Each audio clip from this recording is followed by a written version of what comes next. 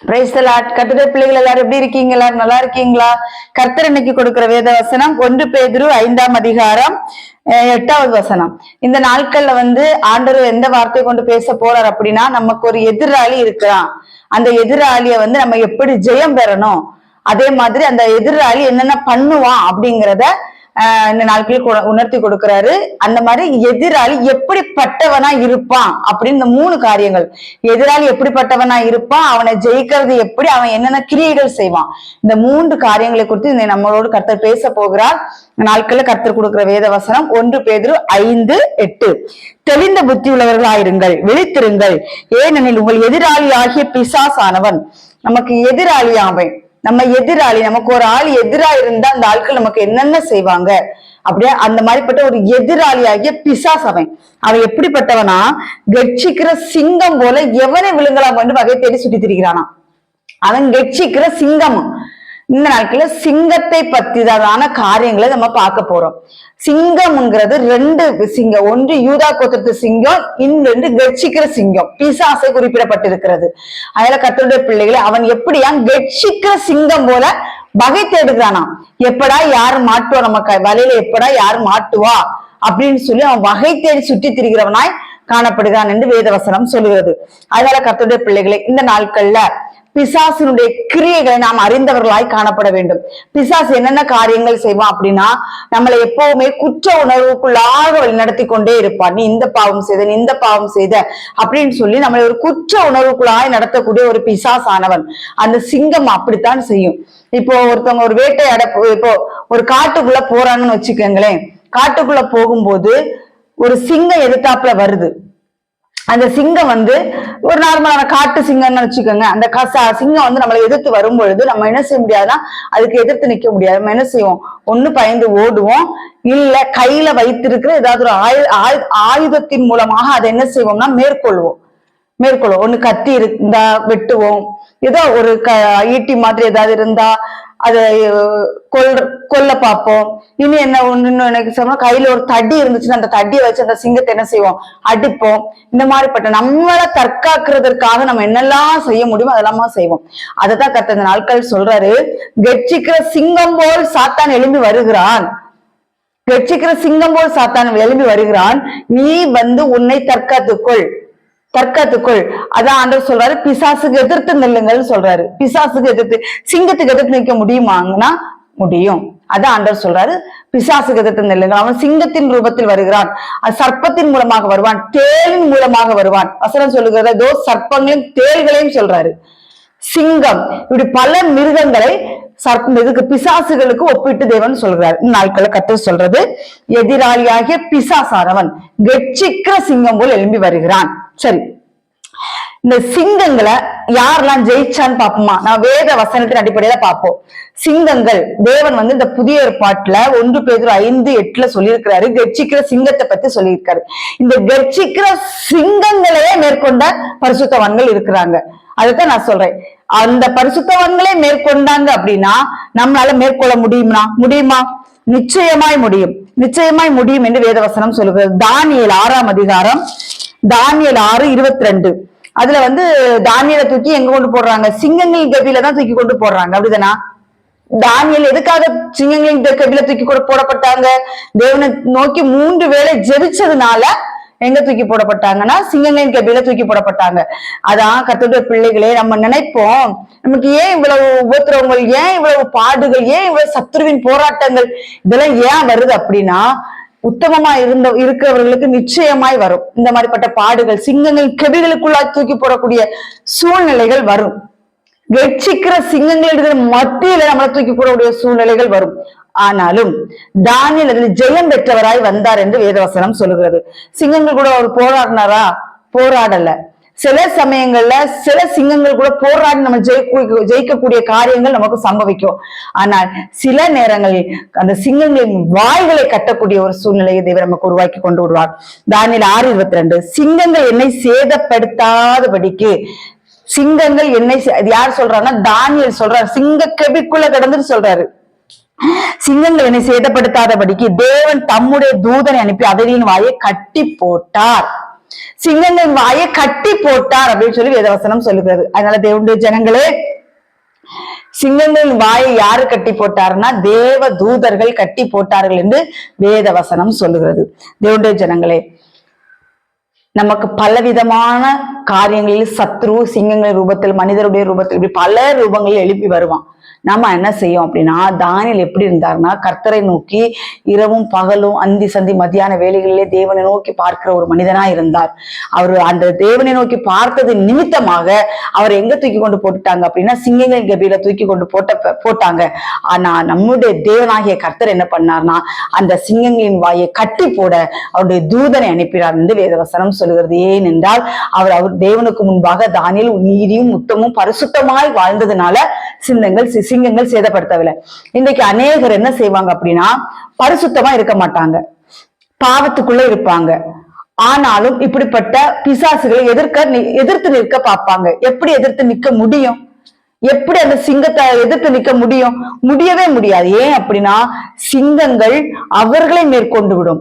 ஜபஜீவியம் இல்லாம, வேத வாசிப்பு இல்லாம, தேவனோடு உறவாடுதல் இல்லாம, தேவனோடு நெருங்கி ஐக்கியம் இல்லாம இருந்துகிட்டு பிசாசுகளை மேற்கொள்ள போறேன், பிசாசுகளை அதட்ட போறேன், பிசாசுகளை கட்டி ஜெபிக்க போறேன் அப்படின்னு சொன்னா அந்த பிசாசுகள் என்ன செய்யும் அப்படின்னா நம்மள என்ன செஞ்சிடும்?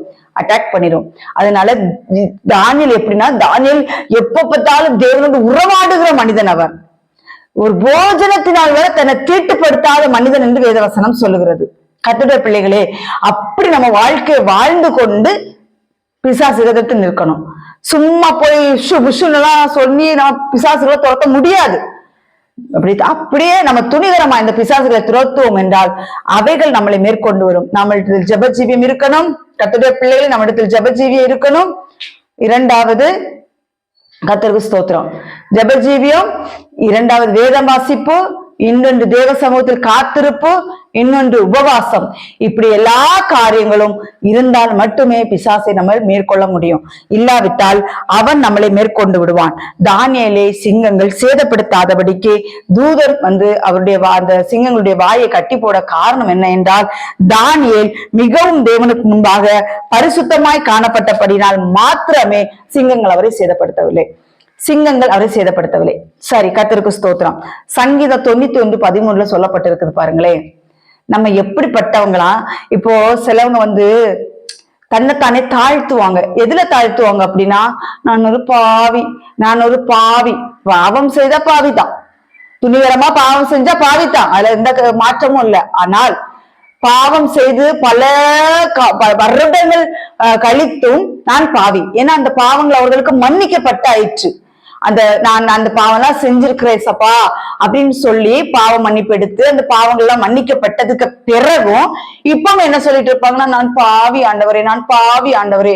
அதை தேவன் விரும்புகிறவர் இல்ல, நீதிமானாயிருக்கதான் தேவன் விரும்புகிறார். சும்மா பாவி அப்படின்னு சொல்லி தேவ சமூகத்துல போய் இருந்து சொல்றதுக்காக தேவன் நம்மளை அழைக்கல. நம்மளை நீதிமானாய் மாற்றினதற்கு காரணம் என்ன என்றால், நம்மளை கொண்டு அவர் வைத்திருக்கிற திட்டம் பெரிதான திட்டம். என்ன திட்டம்னு பாப்போமா? சங்கீதம் 91:13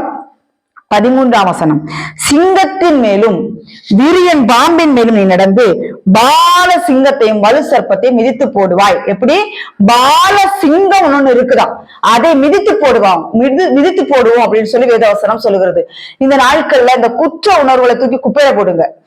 நான் பாவி அந்த மாதிரி பாவ அறிக்கை செய்த பிறகும் சாத்தான் இப்படிப்பட்ட குற்ற உணர்வுகளை அநேகருடைய இருதயங்களிலே போட்டுக் கொண்டிருக்கிறான். கர்த்தருடைய பிள்ளைகளே, நாம யார் அப்படின்னா, சிங்கத்தின் மேலும் விரியன் பாம்பின் மேலும் பால சிங்கங்களின் மேலும் நடக்கக்கூடிய ஆட்கள். நம்ம பிசாசின் தலையை நசுக்கக்கூடிய நம்மளை ஆண்டவர் எடுத்திருக்கிறார்.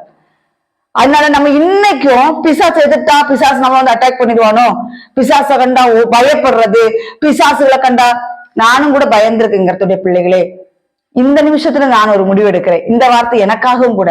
என்ன, ஒரு சின்ன இருட்டை பார்த்தா எனக்கு பயம், சின்ன ஒரு சலசலப்பை கேட்டா ஒரு பயம், ஒரு சின்ன ஒரு பொருள் ஏதாவது கீழே நைட் நேரத்துல விழுந்துருச்சுன்னா ஒரு பயம். இந்த மாதிரிப்பட்ட பயங்கள் எங்கிட்டயுமே இருந்திருக்கு. கர்த்தருடைய பிள்ளைகளே, நம்ம எதுக்குமே பயப்படக்கூடாது. இன்றைக்கு நான் சொல்லுகிறேன், எதுக்குமே நம்ம பயப்படக்கூடாது. தேவனை தவிர எதற்கு நம்ம பயப்படக்கூடாது. எதையும் எதிர்கொள்ளத்தக்க, எதையும் முறியடிக்கத்தக்க பலத்தை தேவன் நமக்கு கொடுத்திருக்கிறார். பால சிங்கங்கிறது எப்படிப்பட்டது? பாலசிங்கம் எப்படிப்பட்டது? பார்த்தாலே சீறிக்கிட்டு கொண்டு போட்டுருங்க. நம்ம அந்த பால சிங்கத்தை நீ மிதிப்பா என்று வேதவசனம் சொல்லுகிறது. பால சிங்கத்தை நீ மிதிப்பா என்று வேதவசனம் சொல்லுகிறது. கர்த்தருடைய ஜனங்களை தைரியமாக இருங்கள். பால சிங்கங்களை மிதிக்கக்கூடிய நேரங்களை தேவன் நமக்கு கொடுத்திருக்கிறார். அதற்கு நம்ம என்ன செய்யணும் அப்படின்னா, நம்மளுடைய ஆத்துமாக்களை பரிசுத்தமாய் காத்துக்கொள்ளணும். நம்ம ஆத்துமா பரிசுத்தமாய் தூய்மையா இருந்தால் எதை பார்த்து நம்ம பயப்பட மாட்டோம். தேவனை தவிர எந்த பிசாசுகளோ, எத்தனை பெரிய பிசாசுடைய தந்திரங்கள் வந்தாலும் நாம ஜெயம் பெறுகிறவர்களாய் நிற்போம் என்று வேதவசனம் சொல்லுகிறது. தேவ ஜனங்களே, நம்ம என்ன சொல்றது, இந்த பூமியில வாழ்றதுனால நிறைய காரியங்களை குறித்து ஒரு கலக்கம் நமக்கு வரும். நிறைய காரியங்களை குறித்த ஒரு பயம் வரும். யாராவது நமக்கு விரோதமா மந்திரவாதம் செஞ்சுட்டாங்களா, பில்லி சூனியம் செஞ்சுட்டாங்களா, இந்த மாதிரிப்பட்ட பல சிந்தனைகள் நமக்கு வரும். ஆனால் தேவன் சொல்கிறார், நம்ம யார் அப்படின்னா, மந்திரவாதிக்கே மனம் திரும்புதலை கொடுக்கிற தேவனுடைய பிள்ளைகள் தான் நாம. அதனால மந்திரவாதிகளை கண்டு நம்ம பயப்படக்கூடாது. கர்த்தருடைய பிள்ளைகள் நாட்கள் கர்த்தர் வார்த்தை கொடுக்கிறார் உங்களுக்கு. மந்திரவாதமோ, பில்லி சூனியமோ, எந்த பெரிய கட்டுகளோ, எந்த பிசாசின் தந்திரங்களோ வந்தாலும் மேற்கொள்ளணும்னு கர்த்தர் சொல்லுகிறாரு. எனக்கு ஒரு சாட்சி தெரியும். ஒரு கிறிஸ்டின் ஒரு அம்மா, அந்த அம்மா வீட்டுல போய் ஜோம் பண்ணிட்டு இருப்பாங்களாம். அப்ப அந்த அம்மாவுக்கு விரோதமா ஒரு மந்திரவாதம் செஞ்சிருக்கிறாரு. அப்போ இந்த அம்மா வேற யாருக்கு செஞ்சாலும் பல கிறிஸ்தவர்களுக்கு செஞ்சிருக்கிறாரு. பல கிறிஸ்தவர்கள் செஞ்ச அந்த கிறிஸ்தவர்களுக்கெல்லாம் அதை அட்டாக் பண்ணிருக்கு. அந்த கிறிஸ்தவர்களுக்கெல்லாம் அது நடந்திருக்கு. அவர் செய்த மந்திரவாதங்கள் அங்கெல்லாம் நடந்திருக்கு. ஆனால் இந்த அம்மா ஜெபிச்சுட்டு இருக்காங்க. இவங்களும் கிறிஸ்தவர்கள், கிறிஸ்தவ அம்மா அப்படின்னு தெரிஞ்சு அந்த ஆளு ஈஸியா இந்த அம்மாவை என்ன செஞ்சிடலாம், மடக்கிடலாம்னு சொல்லி இந்த அம்மாவுக்கு உதவும் அந்த மந்திரவாதி நல்லா மந்திரவாதம் செஞ்சிருக்கிறாரு. ஆனால் தேவனுடைய ஜனங்களை நடந்தது என்ன என்றால், அவர் அந்த குட்டி சாத்தான்களை ஏவி விட்டு அவர் அந்த அம்மாவுடைய வீட்டை சுற்றிலும் அக்கினி பற்றி எரிந்து கொண்டிருக்கிறது. வீட்டின் மத்தியில் அந்த அம்மா ஜெபித்துக் கொண்டிருக்கிறார்கள். ஆவில் நிறைந்து ஜெபித்துக் கொண்டிருக்கும் பொழுது வீட்டை சுற்றிலும் அக்கினி எரிந்து கொண்டிருக்கிறது. மந்திரவாதி ஏவி விட்ட குட்டி சாத்தான்களை எல்லாம் வீட்டை சுற்றி விட்டு சொல்லியிருக்கிறது. மந்திரவாதியின் இடத்தில் போய், எங்களுக்கு அங்கே உள்ள போக முடியவில்லை, ஏனென்றால் அங்கே அக்கினி பற்றி எரிகிறது, எங்களுக்கு வீட்டுக்குள்ள கடந்து செல்ல முடியவில்லை அப்படின்னு சொல்லி மந்திரவாதிகள்கிட்ட போய் சொல்லவும், மந்திரவாதி பார்த்திருக்கிறாரு. பார்க்கும்போது வீட்டை சுற்றிலும் அக்கினி எரிந்து கொண்டிருக்கிறது. தேவன் அவரை நோக்கி பார்க்கிற ஒவ்வொருவருடைய வீட்டை சுற்றிலும் அக்கினி பற்றி எறிகிறது. கர்த்தருடைய பிள்ளைகளே, சத்துரு பொசுங்கி போகத்தக்கதாய் அக்கினி பற்றி எரிந்து கொண்டிருக்கிறது. நாம் நினைத்துக் கொண்டிருக்கிறோம் ஏதோ ஜெபிக்கிறோம், ஒன்று நடக்கலையே அப்படின்னு நினைச்சிட்டு இருக்கிறீங்களா? இல்ல கர்த்தருடைய பிள்ளைகளே, நீங்க வீட்டுக்குள்ள இருந்து ஜெபிக்கிற ஜெபத்தின் மூலமாய் உங்கள் வீட்டை சுற்றிலும் அக்கினி எரிந்து கொண்டிருக்கிறது. சாத்தானுக்குள்ள வரவே முடியாது, வர முடியாது. நம்ம சாதாரண ஜெபம் நினைச்சிட்டு போயிடக்கூடாது. நம்ம ஜெபிக்கிற ஜெபத்தின் மூலமாய் ஒரு விசேஷித்த பாதுகாவல் இருக்கிறது. இந்த நாட்கள் கர்த்தர் கொடுக்கிற ஏதோ ஒரு ஆத்துமாக்கு இந்த வார்த்தை பிரயோஜனம் உள்ளதாய் காணப்படுகிறது. நியாயாதிபதிகள் 14ஆம் அதிகாரம், அதுல ஒருத்தரை பாப்போமா? 5வது வசனம். அவரையும் ஒரு பாலசிங்கம் எடுத்து வந்துச்சு. யாரு? சிம்சோன். தாய் தகப்பன் கூட போயிட்டு இருக்கிறாரு. தாய் தகப்பன் கூட தான் போயிட்டு இருக்கிறாரு. ஆனால் அவரையும் மேற்கொள்றதுக்காக ஒரு சிங்கம் ஒன்று வருகிறது. ஆனால் அவர் செய்த காரியத்தை பார்ப்போமா? நியாயாதிபதிகள் 14:5ஆம் அதிகாரம். அப்படியே சிம்சோனும் அவன் தாயும் தகப்பனும் திம்னாத்துக்கு போக புறப்பட்டார்கள். அவர்கள் திம்னாத்து ஊர் திராட்சை தோட்டங்கள் மட்டும் வந்தபோது அங்கே கெட்சிக்கிற பால சிங்கம்னு போட்டிருக்கு பாருங்களேன். கெட்சிக்கிற பால சிங்கம் ஒன்று அவனுக்கு எதிராக வந்தது. பிசாசு வருகிறான். யாரு முன்னாடி? சிம்சோன் முன்னாடி பிசாசு வருகிறான். தாயும் தகப்பனும் கூட போய்கிட்டு இருக்கிறாங்க. ஆனால் கண் சிமிட்டுற நேரத்திலே அந்த இடத்துல ஒரு காரியம் நடக்குது. 6வது வசனம். அப்பொழுது கர்த்தருடைய ஆவி அவன் மேல் பலமா இறங்கினார். யாரு மேல? சிம்சோன் மேல இறங்கினார். எப்படி இருந்தாரு? இன்னைக்கு அநேகர் நினைக்கிறாங்க கர்த்தருடைய ஆவி என் மேல் இறங்கன்னு நினைக்கிறாங்க. எப்படி இறங்குவாரு? அவருக்கு பேர் என்ன? பரிசுத்த ஆவியானவர். பரிசுத்தம் உள்ள இடத்தை அவர் இறங்குவார். பாவ அறிக்கை பண்ணி பியூர்னிட்டியா இருக்கிறவங்க மத்தியில் அவர் இறங்குவார். அவரிடத்தில் இறங்குவார் தேவன். கர்த்தர் சொல்லுகிறார், சிம்சோன் மேல் கர்த்தருடைய ஆவி பலமா இறங்கினதினால் அவன் கையில் ஒன்றுமே இல்லையா. அவருடைய கையில் சிம்சன் கையில் ஒன்றுமே இல்லையா, இல்லாதிருந்தும் ஒரு ஆட்டுக்குட்டியை கிழித்து போடுகிறது போல் கிழித்து போட்டான். பாலசிங்கம், வெட்சிக்கிற பாலசிங்கத்தை தன் கைகளினால் பிடித்து கிழித்தறிந்தான் சொல்லி வேதவசனம் சொல்லுகிறது. கூட போன தாய் தகப்பன் கூட அதை அறியவில்லையா? அப்ப எவ்வளவு சைலண்ட் அந்த இடத்துல சத்துருவை மேற்கொண்டிருக்கிறார். கர்த்தருடைய பிள்ளைகளே, சத்துருவை மேற்கொள்ள முடியுமா? பாவம் இல்லாம இந்த பூமியில வாழவும் முடியும், சத்துருவை எதிர்க்கவும் முடியும், பாலசிங்கங்களை எதிர்க்கவும் முடியும். எதிர்த்தாங்கல்ல, பரிசுத்தவான்கள் எதிர்த்திருக்கிறாங்கல்ல, பாலசிங்கங்களை 2 அக்கிழித்து போட்டார்கள் வேதவசனம் சொல்லுகிறது இல்ல. அப்படிப்பட்ட பாலசிங்கத்தையே கிழித்து போட்டா அப்ப பரிசுத்தவான்கள் இந்த நாட்கள்ல நமக்கு விரோதமா எழும்பி வருகிற இன்றைக்கு நாட்கள்ல சத்துரு யாரை கையாளுகிறான் என்றால், கர்த்தருடைய பிள்ளைகளுக்கு விரோதமா கர்த்தருடைய பிள்ளைகளே கையில் எடுக்கிறான். உலக பிரகாரமான மக்களை கையில் எடுக்க மாட்டேங்கிறான். கர்த்தருடைய பிள்ளைகளுக்கு விரோதமாய் கர்த்தருடைய பிள்ளைகளை கையில் எடுக்கிறான். எடுத்து சபைகளுக்குள்ள ஒரு மனக்கேடுகளை உண்டு பண்றான். சபைகளுக்கு ஆத்துமாக்களை வரவிடாதபடிக்கு பிசாசானவன் பயங்கரமாய் கிரியை செய்து கொண்டிருக்கிறான். தேவனுடைய ஜனங்களே, ரொம்ப கவனமா இருக்கணும். இந்த நாட்கள்ல, கடைசி நாட்கள்ல ரொம்ப கவனமா இருக்கணும். ஏன் அப்படின்னா, அவனுக்கு வேற வழியே இல்லை. இது கடைசி காலம், அவனுக்கு கொஞ்ச நாள் தான் இருக்குது. அவனுக்கு வேற வழியே இல்லை. எப்படியாவது ஒரு கூட்ட ஆத்துமாக்களை அவன் பக்கம் இழுக்க வேண்டும் என்று பிரயாசப்பட்டு வகை தேடுகிறவனாய் காணப்படுகிறான் என்று வேதவசனம் சொல்லுகிறது. 1 சாமுவேல் 17ஆம் அதிகாரம் 34, 35. இங்கேயும் ஒரு பரிசுத்தவான நம்ம பார்க்கிறோம். இந்த பரிசுத்தவானும் சரியான பலமான ஒரு பரிசுத்தவான் தான் நான் சொல்ல முடியும். ஏன்னா எப்படி சொல்றது, ஒரு சிங்கத்தை, அதான் இப்பவும் நான் சொல்றேன், ஒரு சிங்கமா இருக்கட்டும், ஒரு சர்ப்பமா இருக்கட்டும், நம்ம முன்னாடி வருது அப்படின்னா அந்த சர்ப்பத்தினுடைய தலையை நசுக்கக்கூடிய பலம் நம்ம கிட்ட இருக்குதா? அந்த சிங்கங்களை எதிர்த்து வாய்களை கிழித்து போடத்தக்க பலம் நம்ம கிட்ட இருக்குதா? இருக்கும்னு வேதவசனம் சொல்லுகிறது. பயந்து ஓடக்கூடாது, பிசாசுகளை கண்டு பயந்து ஓடக்கூடாது. இயேசுவின் நாமத்தினாலே அவைகளை கட்டணும். இயேசுவின் நாமத்தினால கட்டணும் பிசாசுகளை. அதுகளுக்கு பயந்து ஓடக்கூடாது என்று வேதவசனம் சொல்கிறது. 1 சாமுவேல் 17, 34, 35 நான் வாசிக்கிறேன். தாவீது சவுலை பார்த்து, உங்களுடைய அடியான் என் தகப்புடைய ஆடுகளை மேய்த்துக் கொண்டிருக்கிற போது ஒரு விசை ஒரு சிங்கம் ஒரு விசை ஒரு கரடி வந்து மந்தையில் இருக்கிற ஒரு ஆட்டை பிடித்து கொண்டது. இந்த நாட்கள்ல மந்தையில் இருக்கிற ஆட்டுகளை பிடிக்கிறதுக்கு பல சிங்கங்கள் ரூபத்திலே மனிதர்கள் எழும்பி கொண்டிருக்கிறார்கள். மந்தையில் இருக்கிற ஆடுகளை பிடிக்கிறதுக்கு தான் இன்னைக்கு சிங்க ரூபத்துல பிசாசு மனிதர்களை ஏவி விட்டு கொண்டிருக்கிறான். தேவனுடைய ஜனங்களை கேர்ஃபுல்லா இருக்க வேண்டும்.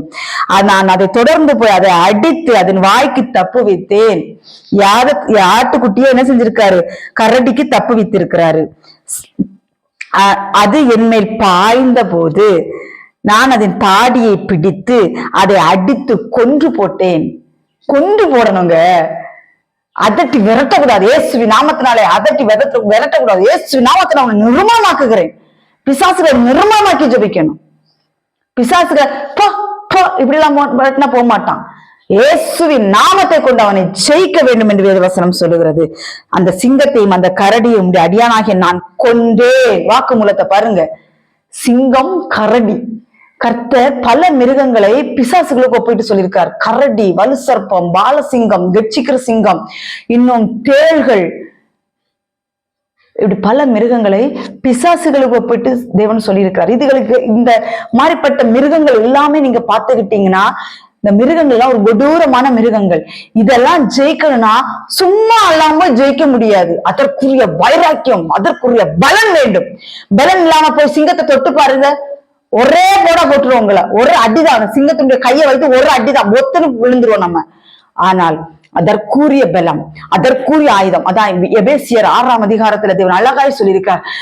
பிசாசின் தந்திரங்களோடு எதிர்த்து நிற்க திராணி உள்ளவர்களாகும்படி தேவனுடைய சர்வாயுத வர்க்கத்தை தரித்துக் கொள்ளுங்கள். சர்வாயுத வர்க்கத்தை நாம் தரித்துக் கொள்ளாதபடிக்கு இப்படிப்பட்ட பாலசிங்கங்கள், சர்ப்பங்கள், கரடிகள், இப்படி தேர்தலை எல்லாம் நம்ம மேற்கொள்ளணும். அப்படின்னா நமக்கு என்ன வேண்டும்? பலன் வேண்டும். நீங்கள் நம்ம கர்த்தருடைய சமூகத்தில் காத்திருக்கும் பொழுது அந்த பலத்தை தேவன் தருகிறார். சும்மா எல்லாம் தரமாட்டார். இந்த நாட்களில பயப்படுத்துகிற ஆவிகள் அநேகரை பயப்படுத்தி கொண்டிருக்கிறது. இப்படி ஆயிருமா, அப்படி ஆயிருமா, இவங்க இப்படி பக்கத்து வீட்டுக்காரங்க இப்படி மந்திரவாதம் செஞ்சுட்டாங்களே, அவங்க இப்படி பண்ணிட்டாங்களே, இவங்க இப்படி பண்ணிட்டாங்களே, இப்படி எல்லாம் என் குடும்பத்துல நடக்குதுன்னு சொல்லி பயத்தின் ஆவியை கொண்டு திணித்து அவர்கள் எழும்ப விடாதபடி சத்துரு மடங்கடித்து போட்டு கொண்டிருக்கிறான்.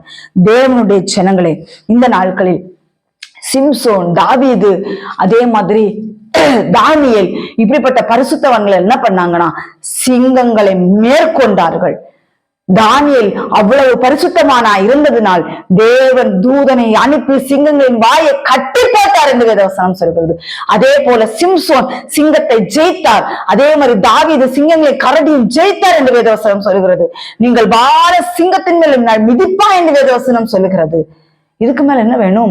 எதிராளி அவன், நமக்கு ஒரு பெரிய எதிராளி அவன். அவனை மேற்கொள்ள நமக்கு பலன் வேண்டும். பலத்தினாலும் அல்ல, பராக்கிரமத்தினாலும் அல்ல, என்னுடைய ஆவினாலே ஆகும் என்று வேதவசனம் சொல்லுகிறது. அதனால கர்த்தருடைய பிள்ளைகளே, நம்ம பலத்தினால் அது முடியவே முடியாது. நீங்கள் எருசலேமில் காத்திருந்து பலன் அடைய வேண்டும். தேவ சமூகத்தில் நீங்கள் காத்திருந்து பலத்தை பெற்றுக் கொள்ள வேண்டும். அதேதான் சொல்றாரு ஏசாயா 40:31 சொல்லப்பட்டிருக்கிறது. கர்த்தருக்கு காத்திருக்கிறவர்களோ புது பலத்தை அடைவார்கள். நமக்கு காத்திருக்கும் பொழுதுதான் அந்த புது பலத்தை தேவன் தருவாரை தள்ளி சும்மாதான் தரமாட்டாரு. வர்றவங்களுக்கு போறவங்களுக்கு எல்லாம் அந்த பலத்தை அவர் கொடுக்க மாட்டாரு. கர்த்தருக்கு காத்திருக்கிறவர்களுக்கு அந்த பலத்தை தேவன் கொடுக்க வல்லமை உள்ள தேவனா இருக்கிறார். அந்த பலத்தை பெற்றுக்கொண்டு எதிராளி ஆகிய பிசாசை ஜெயிப்போம். பாவத்தை முதலாவது ஜெயிக்க வேண்டும். இரண்டாவது பிசாசின் கிரியைகளை, சாத்தானின் தந்திரங்களை, அந்த பிசாசினுடைய கொண்டு வருகிற சிந்தனையின் மூலமாய், பேச்சின் மூலமாய், பார்வையின் மூலமாய், கேட்கிற வார்த்தைகளின் மூலமாய் பிசாசு தந்திரமான நாட்கள் செயல்பட்டு கொண்டிருக்கிறான். கடைசி நாட்கள் அவனை காலின் கீழ் போட்டு மிதிக்கத்தக்கதான பலத்தை கர்த்தரிடத்தில் கேட்டு பெற்றுக்கொள்வோம். கர்த்தருடைய பிள்ளைகளே, ஆண்டவர் சொல்லியிருக்காரு, இதோ சர்ப்பங்களின் தேள்களை மிதிக்கவும் சத்துருடைய சகல வல்லமைகளை மேற்கொள்ளவும் உங்களுக்கு அதிகாரம் கொடுக்கிறேன். அவைகள் ஒன்றும் உங்களை சேதப்படுத்த மாட்டாது. ஆமேன், ஆமேன், ஸ்தோத்திரம். இந்த மாதிரிப்பட்ட வசனங்களை பிடித்து கொண்டு ஜெபிப்போம். ஜெபிக்க ஜெபிக்க ஜெபிக்க சத்துரு மட்டங்கடிக்கப்படுகிறதை கண்கூடாக நம்ம பார்க்க முடியும். உங்களுக்கு குரோதமா எழும்பி வருகிறார்களா? மனிதர் ரூபத்தில் உங்களுக்கு குரோதமா எழும்பி வருகிறார்களா? அவர்களுடைய சதி யோசனைகள் எல்லாம் தேவன் நிர்மூலம் பண்ணி போடுவார். அவருக்காக நீங்கள் உண்மையாய் மட்டும் வாழ்ந்து பாருங்கள். மனிதர்களுக்காக வாழாதிருங்கள். தேவனுக்காக உண்மையாய் வாழ்ந்து பாருங்கள். உங்கள் வாழ்க்கையிலுடைய மாற்றங்களை நீங்கள் பார்ப்பீர்கள். சத்துரு தோத்து போறதை நீங்க பார்ப்பீங்க. சத்துரு எப்படி மனிதர்கள் மூலமா எழும்பி வந்தாலும் அதே மனிதர்கள் தோத்து போவதை நீங்க பார்ப்பீர்கள். தேவனுடைய ஜனங்களை, எங்களுடைய வாழ்க்கை பல காரியங்களை நாங்கள் பார்த்து கற்றுக்கொண்டிருக்கிறோம், அனுபவித்திருக்கிறோம். எத்தனையோ மனிதர்கள் எங்களுக்கு விரோதமாய் சத்துரு இதே மாதிரி கட்சிக்கிற சாத்தான் எழும்பி வந்திருக்கிறான். எங்களுக்கு விரோதமாய் எங்களுடைய ஊழியத்தை கெடுக்க முதலாவது எழும்பி வந்திருக்கிறான். எங்களுடைய ஆவிக்குரிய ஜீவத்தை கெடுத்து போடுறதற்காக எத்தனையோ பிசாசுகள் மனிதர்கள் மூலமாய் கட்சிக்கிற சிங்கங்கள், கரடிகள், பாம்புகள், வலுசற்பங்கள், தேள்கள் எழும்பி வந்திருக்கு. எல்லாவற்றையும் எங்கள் கால்களின் கீழே போட்டு நசுக்கி விட எங்களுடைய தேவன் எங்களுக்கு பலத்தை கொடுத்திருக்கிறார். ஆமென், ஸ்தோத்திரம்.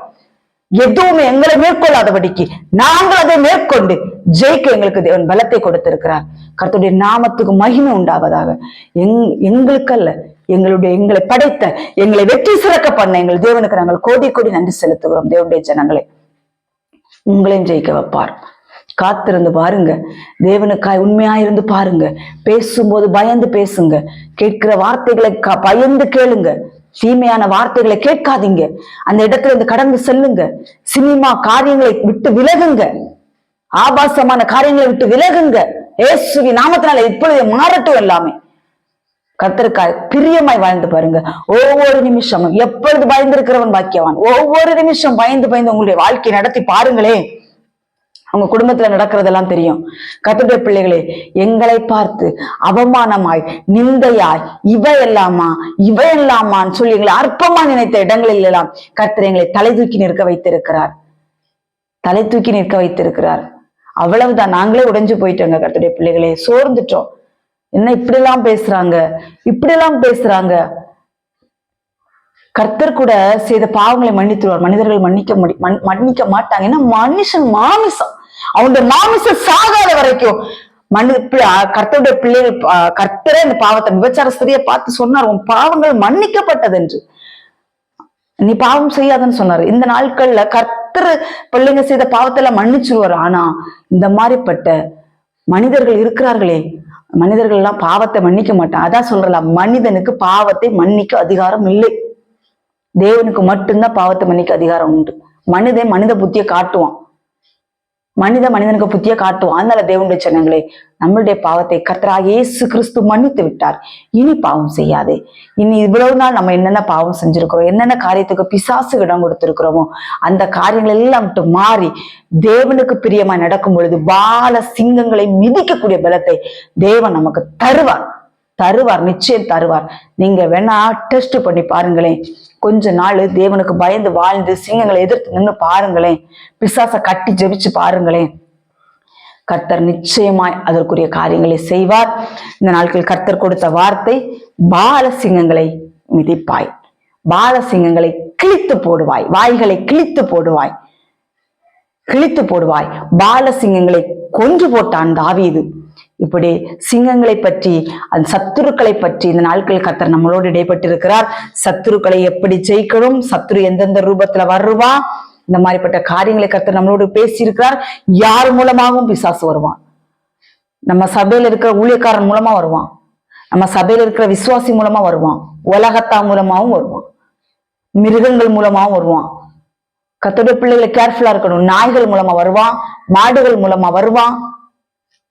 இந்த நாட்கள்ல நான் யூடியூப்ல எல்லாம் நம்ம பார்க்கும்போது கர்த்தருடைய பிள்ளைகளே, அநேக சிறு குழந்தைகளை நாய்கள் கடித்து குதற காரணம் என்ன? சிறு குழந்தைகளை கொண்டு கர்த்தர் பெரிய திட்டங்களை வைத்திருக்கிறார். அதனால சத்துரு பொறுக்க மாட்டேங்கிறான். சிறு குழந்தைகளை கடிக்கிறது, குதறுறது, இப்படிப்பட்ட சம்பவங்கள் நிறைய நடந்து கொண்டிருக்கிறது. கடைசி நாட்கள்ல மாடுகள் மூலமாய் அநேக காரியங்கள் நடந்து கொண்டிருக்கிறது. மாடுகள் சும்மா போயிட்டு இருக்கிற பிள்ளைங்களை போய் மாடுகள் முட்டுறது, இந்த மாதிரிப்பட்ட காரியங்கள் நடந்து கொண்டிருக்கிறது. சத்துரு எப்படி வேண்டாலும் வருவான். வலு சர்ப்பங்கள் மூலமா வருவான். கதவு, நீங்க ஜன்னல் எல்லாம் மூடி வச்சாலும் ஏதாவது ஒரு வழியா சத்துரு வருவான். அதனால நம்ம முழுவதுமாய் தேவனுக்கு நம்மளை அர்ப்பணித்து விட்டு தேவ சமூகத்துல இருந்து நம்ம ஜெபம் பரலோகத்தையே அசைக்கும். பரலோகம் அசையும்போ தேவன் சும்மா இருப்பாரா? கண்டிப்பா வருவாரு. அதனால தேவனுடைய ஜனங்கள், இந்த நாட்கள் கர்த்தர் கொடுக்கிற வார்த்தை, பாலசிங்கங்களை மிதிப்பாய், பாலசிங்கங்களை கிழித்து போடுவாய், பாலசிங்கங்களை கொண்டு போடுவாய். இந்த நாட்கள் நம்ம கொடுக்கிற வார்த்தை இதுதான். அதற்கு நாம எப்படி இருக்கணும்? தானியேலை போல இருக்கணும். தானியேல் தன்னை தீட்டுப்படுத்தாத மனுஷன், தானியேல் தன்னை கரைப்படுத்தாத மனுஷன், தானியேல் கர்த்தரை நோக்கி எப்பொழுதும் ஜெபிக்கிற மனுஷன். அவனுக்கு எவ்வளவு உபத்திரவங்கள், எவ்வளவு போராட்டங்கள், எவ்வளவு பிரச்சனைகள் வந்தாலும் அவன் தேவனை விட்டு விலகாத ஒரு தேவ மனிதன். அந்த கர்த்தருடைய பிள்ளைகளே, கர்த்தருக்காய் உண்மையாய் ஓடும் பொழுது கர்த்தர் அந்த சிங்கங்களின் வாய்களை கட்டி போடவும் வல்லவராயிருக்கிறார். சிங்கங்களை நம்முடைய கரத்திலே கொடுத்து சிங்கங்களுடைய வாய்களை கிழித்து போடுறதுக்கும், அந்த சிங்கங்களை நம்ம கையில ஒப்பு கொடுக்கிறதுக்கும் தேவன் வல்லவராயிருக்கிறார். இந்த நாட்களில் கேட்ட செய்தியின்படி எதிராளி வந்து கொண்டிருக்கிறான். எதிராளியை ஜெயிக்கத்தக்க பலத்தை கர்த்தரிடத்தில் கேட்டு அதை பெற்றுக்கொண்டு எதிராளியை நிர்மூலமாக்க கர்த்தர் நமக்கு அந்த பலத்தை தருவாராக. கர்த்தர் தாம் இந்த வார்த்தைகளை ஆசீர்வதிப்பாராக. ஆமென். ஒரு சிறிய ஜெபம். பரலோகத்தில் இருக்கிற எங்கள் பிதாவே, இந்த நாட்களில் அப்பா ஆண்டவரே, எங்களுக்கு ஒரு நல்ல வார்த்தை கொடுத்திருக்கிறீர். உமக்கு நன்றி அப்பா. பிசாசுகளை ஜெயிக்க வேண்டும், அவன் எந்த ரூபத்திலே அவன் வருவான் என்று சொல்லி எங்களுக்கு போதித்தீங்க சுவாமி. உமக்கு நன்றி கர்த்தாவே. பிசாசுகளை எதிர்த்து நிற்க பலன் தாங்க. தானியேல் தன்னை தீட்டுப்படுத்தாத வாழ்க்கை வாழ்ந்ததினால் மாத்திரம்தான் அந்த சிங்கங்கள் அவனை மேற்கொள்ளவில்லை என்று நாங்கள் காண்கிறோம் அப்பா. நாங்களும் எங்களை கரைப்படுத்தாதபடி எங்களை நாங்கள் பரிசுத்தமாய் காத்து கர்த்தா உமக்கு பிரியமானதே செய்து வாய்ப்பட்ட பால சிங்கங்களை மேற்கொள்ள எங்களுக்கு பலன் தாங்க.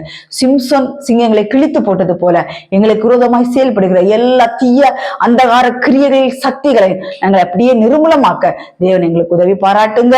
இன்னும் தகப்பனே, தாவீது சிங்கம், கரடி, இப்படிப்பட்ட பால சிக்ரி, இந்த மாதிரி அருவருப்பான மிருகங்களை கிழித்து போட்டது போல கர்த்தாவே ஸ்தோத்திரம். இந்த மாதிரிப்பட்ட அருவருப்பான மிருகங்கள் சாத்தான் ரூபத்திலே எங்களை எதிர்கொள்ள வரும் அப்பா. நாங்கள் அதுகளை கிழித்து போட, ஆண்டவர் அதுகளை கொன்று போட கர்த்தர் எங்களுக்கு பலத்தை தாங்கப்பா.